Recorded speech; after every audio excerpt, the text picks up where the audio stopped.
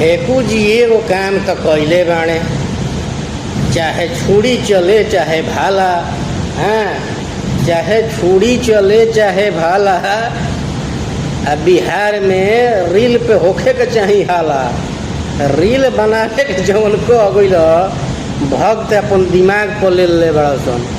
चाहे गर्दन कटे चाहे धाए धाए चले, धड़ाक दे रील के कैमरा टाइट एकदम फट दे अपलोड, क्या बढ़िया नहीं खे। हाँ तो भक्त एकदम मोदी के बात एकदम गारंटी से मानत रह सब भाई,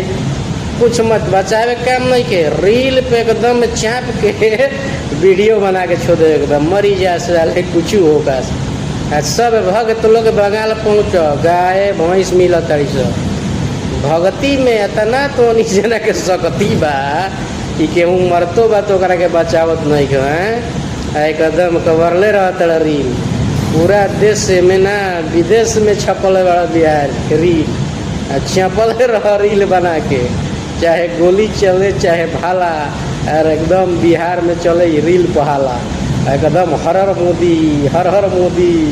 दंगल राज। अब लालू जी के राज बा, वही 30 साल से कौन राज चलता, कभी कोर्ट में गोली मारा जाता है, कभी कचहरी में गोली माराता है, क्या चलता है, कभी रोड पर ऐसे चलता है, कभी ऐसे चलता है, दंगल राज है। लालू के लड़का बन गया, अब तो नहीं जाने का लड़का कहाँ से बनता हो,